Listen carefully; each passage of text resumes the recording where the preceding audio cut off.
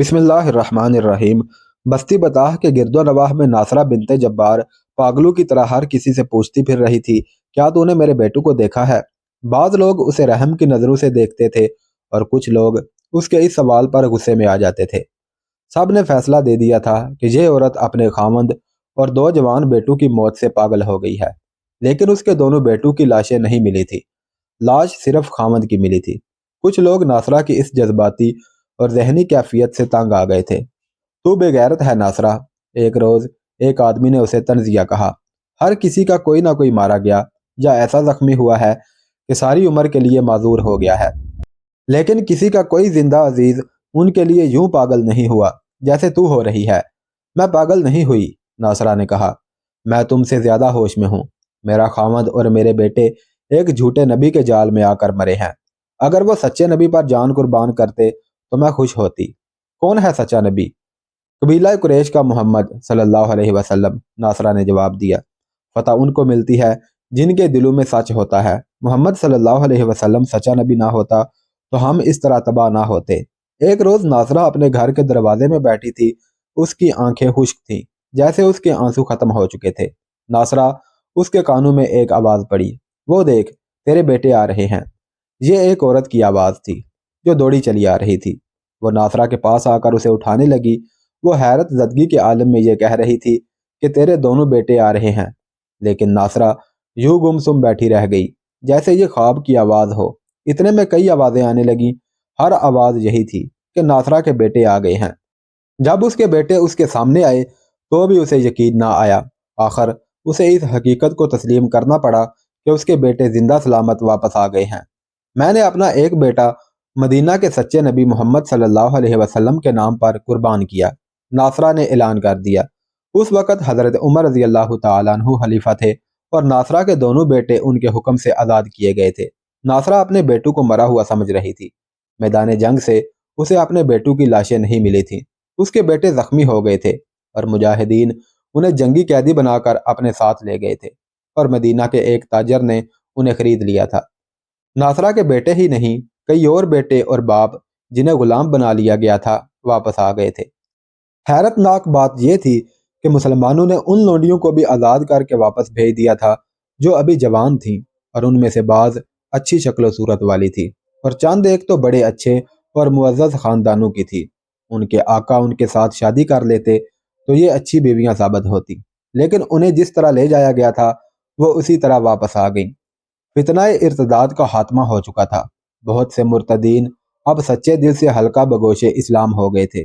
صرف ان لوگوں کے دلوں میں مسلمانوں کے خلاف کدورت رہ گئی تھی جن کے عزیزوں کو مسلمانوں نے غلام اور لونڈیا بنا لیا تھا۔ حضرت عمر رضی اللہ تعالیٰ عنہ کے حکم سے غلاموں اور لونڈیوں کو آزاد کر دیا گیا تو ان لوگوں کے دلوں سے کدورت نکل گئی۔ ان لوگوں نے اپنے نبی بھی دیکھ لیے تھے جو عین لڑائی کے وقت بھاگ گئے یا مسلمانوں کے ہاتھوں مارے گئے تھے۔ وہ کوئی معجزہ نہیں دکھا سکے تھے۔ اس علاقے کے بے شمار گھروں میں اہل خانہ ناصرہ بنت جبار کی طرح اپنے عزیزوں کی واپسی پر خوشیاں منا رہے تھے۔ آزاد ہو کر آنے والوں نے جب یہ بتایا کہ ان کے مسلمان آقاؤں نے انہیں ہمیشہ اپنے جیسا انسان سمجھا ہے تو لوگوں کی سوچیں ہی بدل گئی۔ اس کی ایک مثال ناصرہ کی ہے جو اپنے دو جوان بیٹوں کے غم میں پاگل ہوئی جا رہی تھی۔ اسے دونوں زندہ سلامت مل گئے تو اس نے ایک بیٹے کو رسول اللہ صلی اللہ علیہ وسلم کے نام پر قربان کرنے کا اعلان کر دیا۔ ایک روز حضرت عمر رضی اللہ تعالیٰ عنہ اپنی محفل میں بیٹھے تھے کہ ایک اجنبی آیا اور سیدھا حضرت عمر رضی اللہ تعالیٰ عنہ کے سامنے جا بیٹھا۔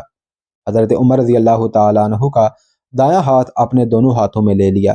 کیا تو بتائے گا نہیں تو کون ہے؟ حضرت عمر نے پوچھا۔ تو کہاں سے آیا ہے؟ تو مدینہ کا رہنے والا تو نہیں؟ دور سے آیا ہوں، اجنبی نے جواب دیا۔ میرا نام طلحہ ہے۔ کون طلحہ؟ اس محفل میں بیٹھے ہوئے آدمی نے پوچھا۔ ایک طلحہ تو جھوٹا نبی تھا، میں وہی طلحہ ہوں، طلحہ نے کہا۔ قبول اسلام کے لیے آیا ہوں اور خلیفہ عمر بن خطاب رضی اللہ تعالیٰ عنہ کی بیعت کے لیے بھی۔ اس کی آنکھوں میں آنسو تھے۔ اس کا انداز بتا رہا تھا کہ وہ بدنیتی سے نہیں آیا۔ یہ شخص تو واجب القتل تھا۔ اس نے اسلام سے منحرف ہو کر نبوت کا دعویٰ کیا اور بہت سے قبیلوں کو اسلام سے منحرف کیا، ان سے اپنی نبوت تسلیم کرائی اور مسلمانوں کے خلاف وسیع پیمانے پر جنگ لڑ کر ہزاروں انسانوں کی موت کا باعث بنا۔ لیکن حضرت عمر رضی اللہ تعالیٰ عنہ نے اسے معاف کر دیا۔ اس نے سچے دل سے اسلام قبول کیا اور اسلام کی بقا اور فروغ کے لیے ممد و معاون ثابت ہوا۔ حضرت عمر نے جس توقع پر مرتدین کے غلاموں اور لونڈیوں کو آزاد کیا تھا وہ توقع پوری ہونے لگی تھی۔ ابو عبیدہ بن مسعود ثقفی کے ساتھ جو کمک جا رہی تھی وہ ناکافی تھی۔ تعداد مشکل 2000 تھی، بعض مورخین نے صرف 1000 لکھی ہے۔ حضرت عمر رضی اللہ تعالیٰ عنہ کے حکم سے دور دور تک اعلان کرایا گیا کہ محاذ پر کمک کی ضرورت ہے، ورنہ مجاہدین کے پاس پسپائی کے سوا کوئی چارہ نہ ہوگا۔ یہ اعلان ان علاقوں میں پہنچا جنہیں مرتدین کے علاقے کہا جاتا تھا، تو وہاں سے رضاکار جوک در جوک تیار ہو گئے۔ ان میں ناصرہ بنت جبار کا ایک بیٹا بھی تھا۔ پہلے بیان ہو چکا ہے کہ ابو عبید 2000 کا لشکر لے کر محاذ کو روانہ ہو گئے۔ یہاں ان کی روانگی کو ذرا تفصیل سے بیان کرنا ضروری معلوم ہوتا ہے۔ تقریباً 2000 رضاکاروں کو مدینہ میں اکٹھے ہوتے 1 مہینہ لگ گیا تھا۔ ابو عبید مدینہ سے نکلے تو ان کے ساتھ تقریباً 2000 مجاہدین تھے، اور جب وہ ان مرتدین کے علاقوں میں داخل ہوئے جو از سرے نو مسلمان ہو چکے تھے تو ان کے لشکر کی تعداد 4000 ہو گئی، اور جب ان علاقوں سے نکلے تو یہ تعداد 10,000 ہو گئی۔ اس لشکر میں اکثریت ان مسلمانوں کی تھی جنہیں مسیلمہ کذاب، طلحہ اور جھوٹی عورت سجا جیسے جھوٹے نبیوں نے اسلام سے منحرف کر دیا تھا۔ آخر ان کی آنکھیں کھل گئیں اور وہ اسلام کے دائرے میں واپس آ گئے اور ایک جنگی قوت بن گئے۔ یہ حضرت عمر رضی اللہ تعالیٰ عنہ کے اس جرأت مندانہ فیصلے کا حاصل تھا کہ جنگ ارتداد میں جنہیں غلام اور لونڈیاں بنایا گیا تھا انہیں آزاد کر دیا جائے۔ حضرت عمر رضی اللہ تعالیٰ عنہ اپنا یہ عہد پورا کرنے کو بےتاب تھے کہ فارس یعنی ایران کو فتح کرنا اور زرتشت کے پجاریوں کے اس ملک میں اللہ کی حکمرانی قائم کرنی ہے۔ پہلے بیان ہو چکا ہے کہ رسول اکرم صلی اللہ علیہ وسلم نے مختلف ملکوں کے بادشاہوں کو قبول اسلام کے لیے تحریری پیغام بھیجے تھے۔ ان میں ایک پیغام کیسر روم کو بھیجا گیا تھا جو ایک صحابی حضرت دہیہ کلبی لے کر گئے تھے۔ کیسر روم نے اس پیغام کو ٹھکرا دیا تھا۔ اس وقت کیسر شام میں تھا۔ دہیہ کلبی اپنے مختصر سے قافلے کے ساتھ واپس آ رہے تھے تو چند ایک شامی عربوں نے ان پر حملہ کر دیا اور ان کا تمام تر سامان، خوراک اور پانی لوٹ لیا۔ ان کے اونٹ بھی لے گئے۔ رسول اللہ صلی اللہ علیہ وسلم نے بصرہ کے حکمران کو جو پیغام بھیجا وہ حارث بن عمیر لے کر گئے تھے، لیکن انہیں ایک عیسائی عرب عمرو بن شرجیل نے موتا کے مقام پر روک کر قتل کر دیا۔ حارث بن عمیر کے ساتھ 3 محافظ تھے۔ عمرو بن شرجیل نے انہیں واپس بھیج دیا۔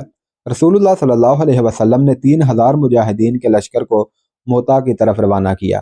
آپ صلی اللہ علیہ وسلم نے لشکر کے سپہ سالار زید بن حارثہ کو حکم دیا کہ سب سے پہلے ایلچی حارث بن عمیر کے قاتل عمرو بن شرجیل کو قتل کیا جائے، پھر موتا اور گرد و نواح کے لوگوں کو بتایا جائے کہ اسلام کو قبول کر لیں۔ انہیں یہ بھی بتایا جائے کہ اسلام کیا ہے۔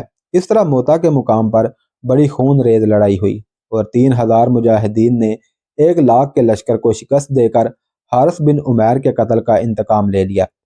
جب رسول اللہ صلی اللہ علیہ وسلم کا پیغام فارس پہنچا تھا اس وقت فارس کا بادشاہ کسریٰ پرویز تھا۔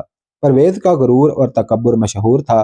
اس وقت فارس بہت بڑی جنگی طاقت تھی اور فارس کی سلطنت عرب کے علاقوں تک پھیلی ہوئی تھی۔ پورا عراق فارس کی سلطنت میں شامل تھا۔ کسریٰ پرویز کے متعلق تقریباً تمام مورخوں نے لکھا ہے کہ عرب کے جو علاقے سلطنت فارس میں شامل نہیں تھے پرویز انہیں بھی اپنی عملداری میں سمجھتا تھا۔ اس وقت کسریٰ پرویز اپنے دربار میں تحت طاؤس پر بیٹھا تھا جب اسے اطلاع ملی کہ مدینہ سے محمد صلی اللہ علیہ وسلم کا ایلچی آیا ہے۔ کیا چاہتا ہے؟ پرویز نے پوچھا۔ شرف باریابی کسریٰ اعظم، دربان نے جواب دیا۔ شاید کوئی پیغام لایا ہے۔ محمد خود کیوں نہیں آیا صلی اللہ علیہ وسلم؟ کسریٰ پرویز نے رعونت امیز لہجے میں کہا۔ کیا وہ اپنے آپ کو کسی ملک کا بادشاہ سمجھتا ہے کہ خود نہیں آیا؟ وہ اس خوش فہمی میں مبتلا معلوم ہوتا ہے کہ ہم نے اسے اللہ کا رسول مان لیا ہے۔ اسے معلوم نہیں کہ مدینہ ہمارے قدموں میں پڑا ہے۔ بلاؤ اس ایلچی کو۔ تاریخ میں اس ایلچی کا نام نہیں ملتا۔ بہرحال وہ صحابہ اکرام میں سے تھے۔ وہ کسریٰ کے دربار میں داخل ہوئے۔ درباری شان و شوکت سے وہ ذرا سا بھی مرعوب نہ ہوئے۔ سلامتی ہو تجھ پر اے شہنشاہ فارس، ایلچی نے کہا، اور رحمت ہو تجھ پر اس اللہ کی جو وحدہ لا شریک ہے اور جس کے سوا کوئی معبود نہیں۔ میں محمد رسول اللہ صلی اللہ علیہ وسلم کا پیغام لایا ہوں۔ ہم تجھے اس لیے معاف کرتے ہیں کہ تو کسریٰ کے دربار کے آداب سے واقف نہیں۔ کسریٰ پرویز نے کہا، جو سر یہاں آ کر جھکتا نہیں وہ کاٹ دیا جاتا ہے۔ لا، پیغام دے، کیا ہے؟ ایک درباری نے آگے بڑھ کر ایلچی سے پیغام لیا اور کسرا کے ہاتھ میں دے دیا۔ کسرا نے پیغام پڑھا اور اس کے ہونٹوں پر طنزیہ مسکراہٹ آ گئی۔ سب سن لو، کسرا پرویز نے درباریوں سے مخاطب ہو کر کہا۔ عرب کے اس بدو نے ہمیں لکھا ہے کہ اسلام قبول کر لو۔ پھر اس نے لکھا ہے کہ اسلام کیا ہے؟ درباریوں نے اپنے شہنشاہ کی خوشنودی کے لیے کہا لگایا۔ کسرا پرویز نے پیغام پھاڑنا شروع کیا اور اس کے چھوٹے چھوٹے ٹکڑے کر دیے۔ ان ٹکڑوں کو اس نے اپنی ہتھیلی پر رکھا اور ہتھیلی کو اپنے منہ کے قریب کر کے زور سے پھونک ماری۔ پیغام کے پرزے ہوا میں اڑے اور بکھر کر دربار کے فرش پر گرے۔ تو جا سکتا ہے۔ پرویز نے رسول اللہ صلی اللہ علیہ وسلم کے ایلچی سے کہا، ہم نے پیغام کا جواب دے دیا ہے۔ اگر کسرا سوچ کر جواب دیتا تو اس میں اسی کی بھلائی تھی، ایلچی نے کہا۔ اللہ تیرا نگہبان ہو۔ ایلچی وہاں سے نکل آیا۔ ایک تیز رفتار قاصد کو فوراً بلاؤ، کسرا پرویز نے کہا۔ اس کے آنے تک پیغام لکھو۔ علامہ شبلی نعمانی نے اپنی کتاب الفاروق میں لکھا ہے کہ کاتب فوراً آگے آیا اور لکھنے بیٹھ گیا۔ یہ پیغام یمن کے حاکم بازان کو لکھا گیا۔ یمن فارس کی عملداری میں تھا۔ کسرا نے بازان کو لکھا، محمد ہمارا غلام ہے صلی اللہ علیہ وسلم۔ اس نے ہماری توہین کی ہے، ہمیں اسلام قبول کرنے کو کہا ہے۔ اسے فوراً گرفتار کر کے ہمارے دربار میں پیش کرو۔ یہ پیغام کئی دنوں کی مسافت طے کر کے حاکم یمن بازان تک پہنچا۔ اس نے پڑھا اور گہری سوچ میں گم ہو گیا۔ اس کے پاس اس کا ایک جرنیل بیٹھا ہوا تھا۔ اس نے بازان کے ہاتھ سے پیغام لے کر پڑھا، کسرا کو یہ حکم دینا چاہیے تھا کہ مدینہ پر حملہ کرو۔ جرنیل نے کہا، محمد صلی اللہ علیہ وسلم کو ہم کیسے گرفتار کر سکتے ہیں؟ ادھر مدینہ میں ایلچی رسول اللہ صلی اللہ علیہ وسلم کو بتا رہا تھا کہ کسرا پرویز نے پیغام کے ساتھ کیا سلوک کیا ہے۔ اس کی سلطنت اسی طرح ٹکڑے ٹکڑے ہو کر بکھر جائے گی۔ رسول کریم صلی اللہ علیہ وسلم نے فرمایا، جس وقت کسرا کو یہ پیغام دیا گیا تھا اس وقت اس کا ایک بیٹا شرویہ دربار میں موجود تھا۔ وہ خوبصورت جوان تھا۔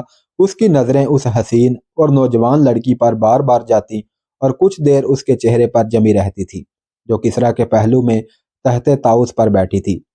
یہ لڑکی جو حسن اور شباب کا ایک شاہکار تھی، پرویز سے نظریں چرا کر شرویہ کو دیکھ لیتی اور اس کے ہونٹوں پر تبسم آ جاتا، اور جب کسرا اس کا ایک ہاتھ اپنے ہاتھوں میں مسلتا یا جب لڑکی کے عریاں شانوں پر بکھرے ہوئے گہرے بادامی رنگ کے ریشم جیسے نرم و ملائم بالوں پر ہاتھ پھیرتا تو لڑکی کا تبسم یوں مسکراہٹ میں تبدیل ہو جاتا جیسے کلی کھل کر پھول بن گئی ہو۔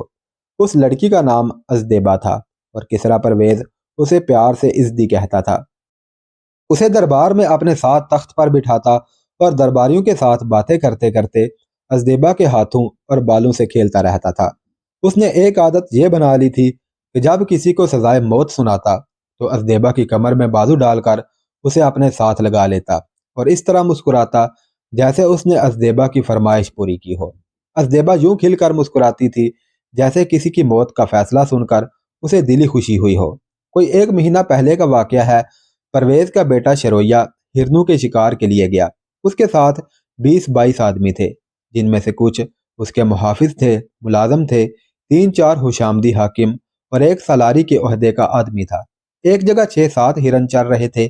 شرویہ گھوڑے سے اترا، چھپ چھپ کر آگے آ گیا اور ایک ہرن پر تیر چلایا۔ ہرن جسم میں تیر لے کر دوڑ پڑا۔ شرویہ دوڑ کر پیچھے آیا، گھوڑے پر سوار ہوا اور گھوڑے کو ہرن کے پیچھے ایڑ لگا دی۔ ہرن زخمی ہونے کے باوجود دور نکل گیا۔ شرویہ کا گھوڑا اس تک پہنچ گیا۔ شرویہ نے گھوڑا ہرن پر چڑھا دیا اور اسے گرا لیا۔ شرویہ کے ساتھ اس کے محافظ تھے، انہوں نے مرے ہوئے ہرن کو اٹھا لیا اور شرویہ اپنے ساتھیوں کی طرف چل پڑا۔ ان کے قریب پہنچا تو اس کے ساتھیوں نے داد و تحسین کے نعرے لگانے شروع کر دیے، جیسے اس نے ہرن کو نہیں بلکہ شیر کو اس کے ساتھ خالی ہاتھ لڑ کر مارا ہو۔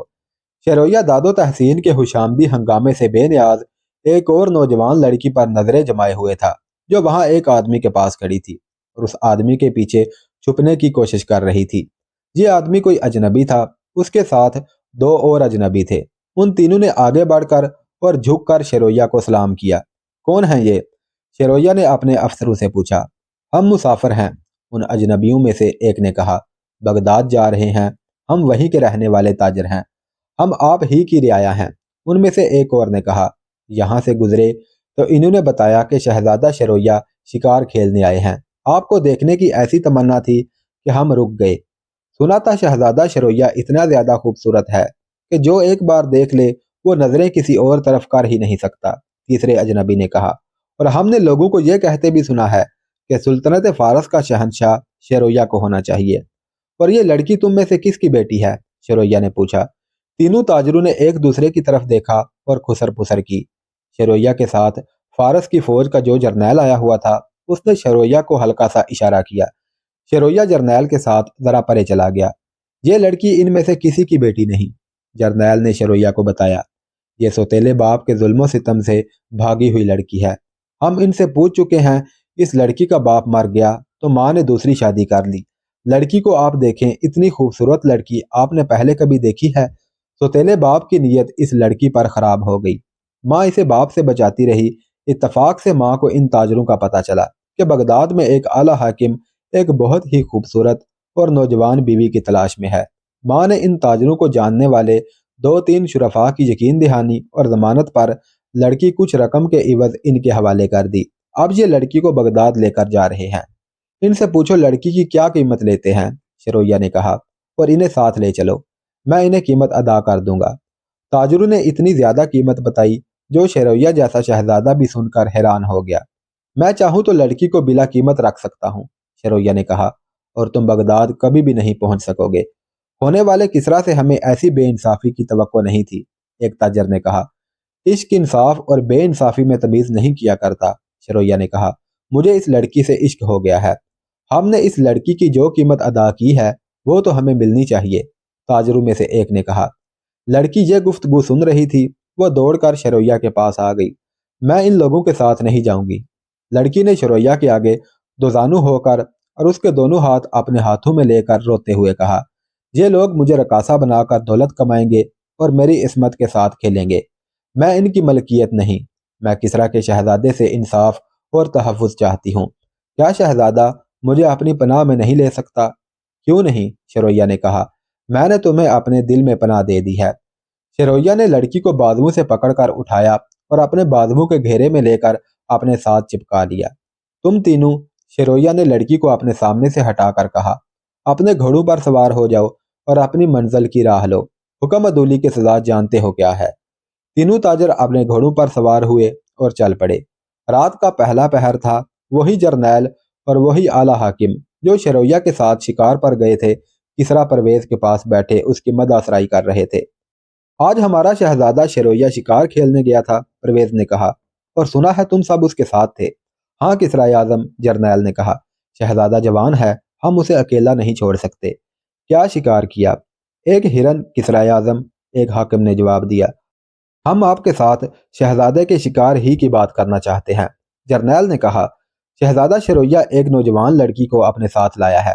جرنیل نے تفصیل سے سنایا کہ یہ لڑکی اس کے ہاتھ کس طرح لگی تھی، پھر کہا، لڑکی اتنی خوبصورت ہے کہ شہزادہ اس کا ہو کے رہ جائے گا۔ سلطنت فارس دشمنوں میں گھری ہوئی ہے۔ ان حالات میں ایک شہزادے کو یہ اجازت نہیں ہونی چاہیے کہ وہ اس طرح آزادی سے کسی لڑکی کو محل میں لے آئے۔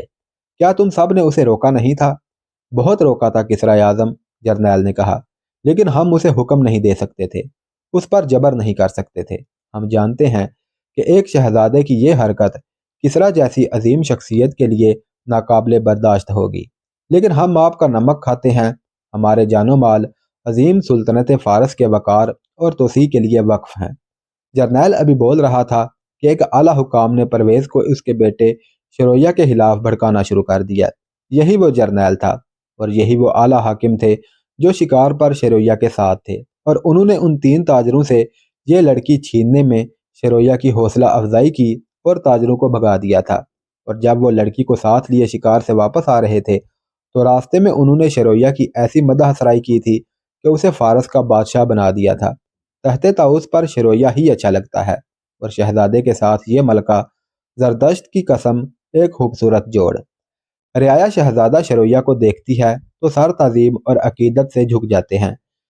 شیرویہ پر ایک تو اتنی حسین لڑکی کا نشہ طاری تھا، اس نشے میں فارس کے اعلیٰ افسروں کے خوشامدانہ الفاظ اضافہ کر رہے تھے۔ شیرویہ کا سینہ پھیلتا اور سر اونچا ہوتا جا رہا تھا۔ وہ یقیناً اپنے آپ کو فارس کا شہنشاہ سمجھنے لگ گیا ہوگا۔ ان حاکموں نے اسے اس کے باپ کے خلاف بھی بھڑکایا تھا، اور پھر شیرویہ کو یہ بھی یقین دلایا تھا کہ اس کے باپ کو پتہ ہی نہیں چلنے دیا جائے گا کہ وہ ایک لڑکی کو ساتھ لایا ہے۔ انہوں نے لڑکی کو ایک بڑے اچھے گھر میں چھپا لیا اور شرویہ سے کہا کہ لڑکی اسے رات کو فلاں باغ میں ملے گی۔ رات کو یہی حاکم شرویہ کے باپ کو اس کے خلاف بھڑکا رہے تھے۔ میں ابھی اس کے پاس جاتا ہوں۔ کسریٰ پرویز غصے سے اٹھا اور بولا، لڑکی اس کے ساتھ ہوگی۔ نہیں عظیم کسریٰ، ایک حاکم نے کہا، لڑکی کو اس نے اپنے ساتھ نہیں رکھا، اس وقت وہ دونوں فلاں باغ میں بیٹھے ہوئے ہوں گے۔ اس نے پرویز کو وہ جگہ بتا دی۔ کسریٰ پرویز اکیلا ہی چل پڑا۔ کیا شرویہ ایسی جرت کرے گا کہ ابھی باپ کو قتل کر دے؟ جرنیل نے شہری حاکموں سے کہا۔ قتل نہ کیا تو باپ بیٹے میں دشمنی تو پیدا ہو جائے گی، ایک اور حاکم نے کہا، اور ہم اس دشمنی کو پکا کر دیں گے، ایک اور حاکم نے کہا۔ لڑکی کو پکا رہنا چاہیے، جرنیل نے کہا، اس کی ذرا سی کوتاہی راز فاش کر دے گی۔ یہ نہ بتا دے کہ ہم نے اسے چھپایا تھا۔ میں نے بڑی اچھی طرح سمجھا دیا تھا، ایک بوڑھے حاکم نے کہا، اور ڈرایا بھی بہت ہے۔ اب جو ہوتا ہے دیکھتے رہو، جرنیل نے کہا، معاملہ بگڑ گیا تو بھگت لیں گے۔ کسریٰ پرویز کو زندہ نہیں رہنا چاہیے۔ محل کا وہ باغ جنت نظیر تھا، چاندنی اس کے حسن کو دوبالا کر رہی تھی۔ وسط میں ایک چشمہ تھا جس کی شفاف سطح پر چاند نے چاندنی کے چمکتے ذرے بکھیر رکھے تھے۔ پھولوں کی مہک مردہ جسموں میں نئی روح پھونکتی تھی۔ حسین خواب سے زیادہ حسین باغ میں چشمے کے کنارے دو خوبصورت انسان ایک دوسرے کے ساتھ یوں چپک کر بیٹھے ہوئے تھے جیسے ایک ہی جسم ہوں۔ ایک شرویہ تھا اور دوسری وہ لڑکی تھی جسے شرویہ جنگل سے لایا تھا۔ لڑکی نے اپنا نام ازدیبا بتایا تھا۔ وہ ایک دوسرے میں گم ہو گئے تھے۔ شباب اور عشق کا خمار انہیں دنیا و ما فیہا سے بہت دور لے گیا تھا۔ مجھے کب تک چھپائے رکھو گے؟ ازدیبا نے سرگوشی کی۔ صرف چند دن، شرویہ نے کہا، پھر ہماری شادی ہو جائے گی۔ کیا شاہی خاندان میں مجھے قبول کر لیا جائے گا؟ ازدیبا نے شرویہ سے ذرا الگ ہو کر کہا۔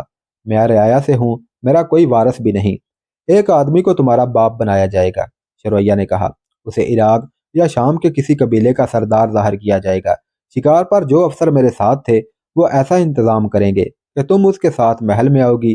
یہ افسر میرے باپ سے کہیں گے کہ شرویہ کی شادی اس لڑکی کے ساتھ ہونی چاہیے۔ وہ میرے باپ کو قائل کر لیں گے۔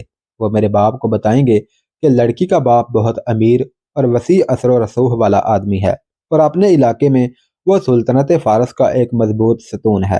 ان پر ایک سایہ پڑا جسے ان دونوں نے شاید اس لیے نظر انداز کر دیا ہوگا کہ بادل کا ٹکڑا چاند کے آگے آ گیا ہے، لیکن سایہ ان کے اوپر سے گزرا نہیں، ان کے اوپر ہی رکا رہا۔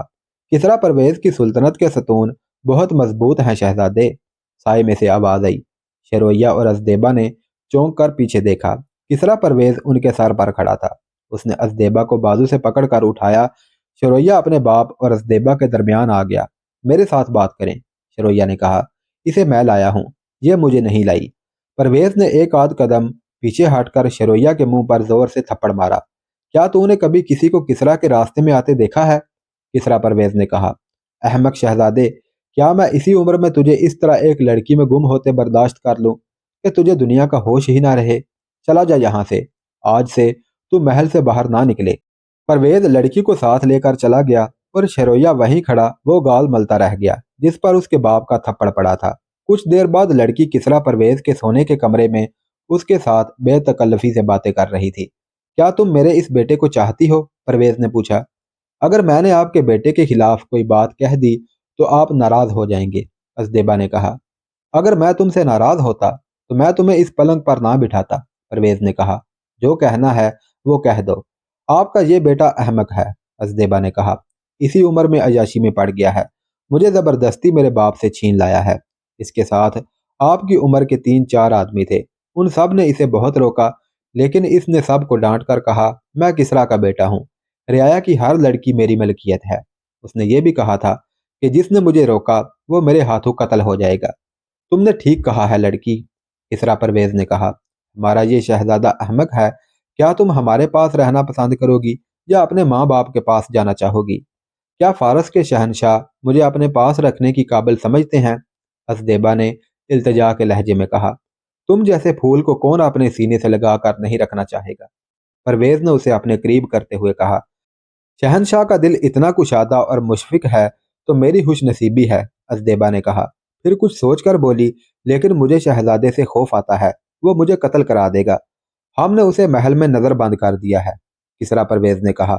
وہ محل کی حدود سے باہر نہیں جا سکتا، باغ میں گھوم پھر سکتا ہے اور تم ہر وقت میرے ساتھ رہو گی۔ اور پھر ازدیبا کی وہ رات کسریٰ پرویز کے ساتھ گزری۔